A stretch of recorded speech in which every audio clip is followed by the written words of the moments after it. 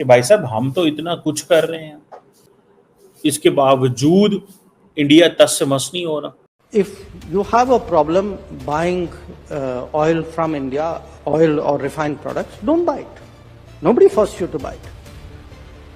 I mean, but Europe buys, America buys. So you don't like it, don't buy it. रूसी तेल खरीदारी को लेकर बार बार भारत को आंख दिखाने वाले अमेरिका को भारत का दो टूक जवाब सुनना चाहिए। भारत के विदेश मंत्री डॉक्टर जयशंकर स्पष्ट तौर पर पश्चिमी देशों को भारत की तरफ से क्या मैसेज दे रहे हैं। पूरे रशिया यूक्रेन के युद्ध से, इस पूरे सीज फायर से, इस पूरी पीस अग्रीमेंट से, ये पूरे समिट से कि भैया युद्ध बंद करो, अब मैं इससे थोड़ा सा पीछे हट रहा हूं। अब वो बात नहीं रही अमेरिका में, इट्स अ डाइंग एम्पायर। अब वो अमेरिका में वो बात नहीं रही। The power has shifted to Asia. S Jaishankar साहब, उनका एक वीडियो क्लिप ट्विटर पे मैंने देखा है और वो देख के मेरे खासे रोंगटे खड़े हो गए हैं, होश मेरे उड़ गए हैं। आपकी भी उड़ जानी चाहिए। जब मैं उसकी तफसीलात आपको बताता हूँ, उसको आप जाके चेक कर सकते हैं, जिसमें एस जयशंकर ने ये कहा है। विदेश मंत्री डॉक्टर जयशंकर का रूसी तेल को लेकर मैसेज बहुत क्लियर है। आपको भारत से तेल खरीदना है, खरीदिए, नहीं खरीदना मत खरीदिए। विदेश मंत्री डॉक्टर जयशंकर का ये बयान ऐसे वक्त पर आया जब अमेरिका ने भारत पर 25% टैरिफ लगा रखा है। जिस तेल का हवाला देकर बार बार अमेरिका भारत पर प्रेशर क्रिएट करने की कोशिश कर रहा है, उस प्रेशर का भारत पर कितना असर हो रहा है, विदेश मंत्री डॉक्टर जयशंकर का बयान बता रहा है। ट्रंप है ना, वो बेचारा अल्लाह वालों ही ना खसियानी बिल्ली खंबा नोचे वाला हिसाब है ना, वो हर एक वालों बेस्ती हुंदा चला जा रहा है। जो रिलेशनशिप है रशिया के साथ, वो कॉम्प्रोमाइज नहीं होगा। We are not going to compromise that. अब ये अमेरिकन पे डिपेंड करता है कि अमेरिकन क्या करते हैं। जो चाइनीज इंडिया को मशवरा देते थे कि if you will give bully an inch he will take a mile, लगता है इंडियन समझते हैं कि हमने अमेरिका को इंच भी नहीं देना। सो ये एक चीज है। वो कहते हैं ये चाइना के ऊपर ये कानून अप्लाई नहीं होता, ये इंडिया के ऊपर कानून आपके अप्लाई होते हैं, तो हम ये नहीं बर्दाश्त करने वाले। वजीर खारजा जयशंकर की तकरीर पर हैं। अब एलामिया में फोरम ने यकतरफा तिजारती पाबंदियां लगाए जाने की मुखालिफत की और कहा कि यकतरफा पाबंदियां वर्ल्ड ट्रेड ऑर्गेनाइजेशन के कवानीन के खिलाफ हैं। इस सारे तनाजुर में भारत सरकार पर ट्रंप के टैरिफ का जरा भी असर नहीं पड़ रहा। यकीन नहीं तो विदेश मंत्री डॉक्टर जयशंकर का बयान आप खुद सुन लीजिए।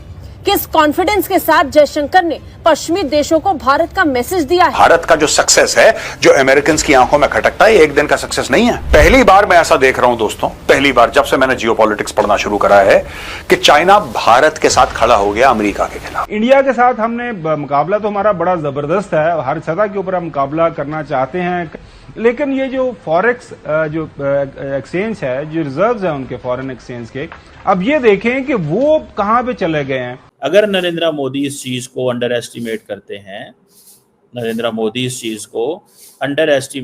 हैं, तो कैसे देखते हैं आप इसको?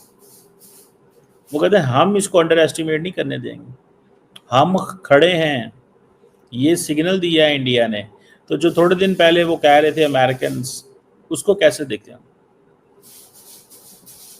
सो वो कह रहे हैं रशिया के साथ हमने ट्रेड को आगे लेके जाना है। रशिया की जो ट्रेड है, रशिया के साथ हमारी ट्रेड $100 अरब होगी।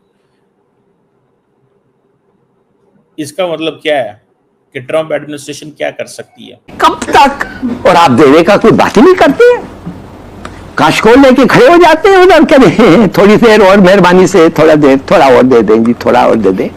What are you now? You have self respect. बयान वाकई सुनने लायक है।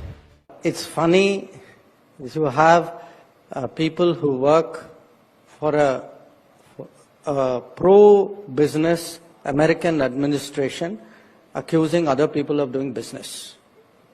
Okay, that's really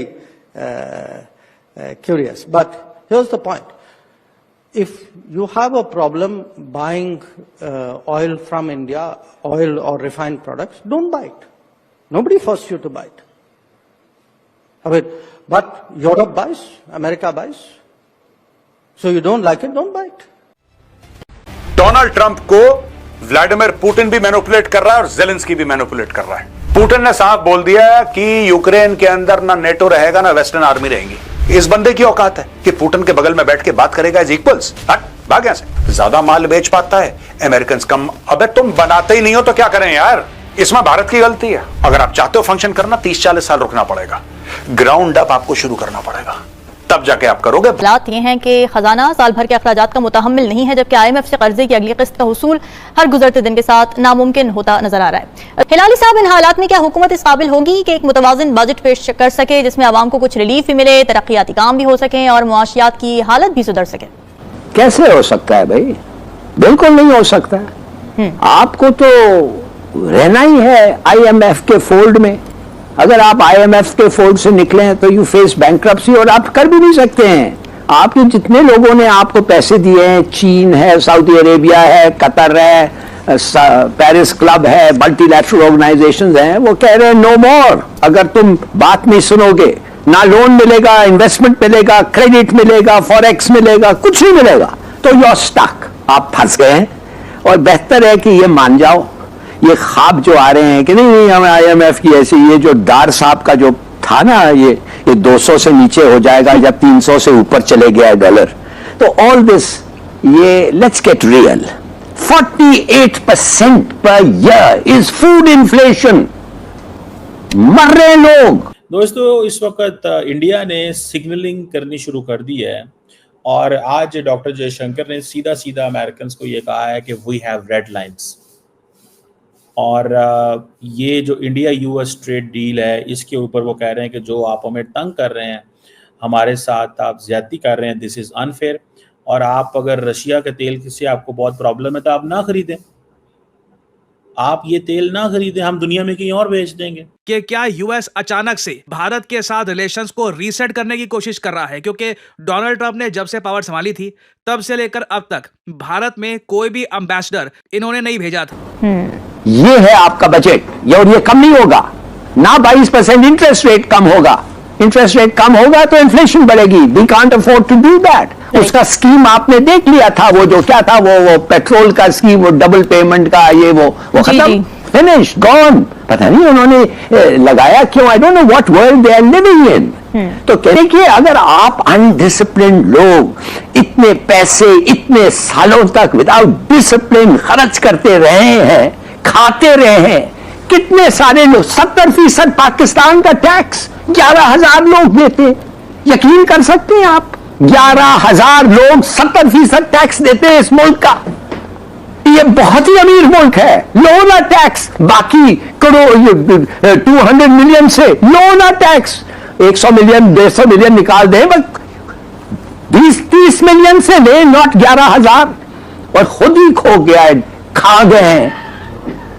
तो फिर this is the situation you face. तो हाँ, मैं आपको ये बताना चाहता हूं, आपका क्या समझते हैं, आपका डेट कितना है? 100 बिलियन आपका डेट है। World bank, IMF, ADB 44 billion, China 30 billion, Paris club 11 billion, bond market 7 billion, banks 2 billion, Saudi 6 billion. देखिए, फॉर गॉड सेक,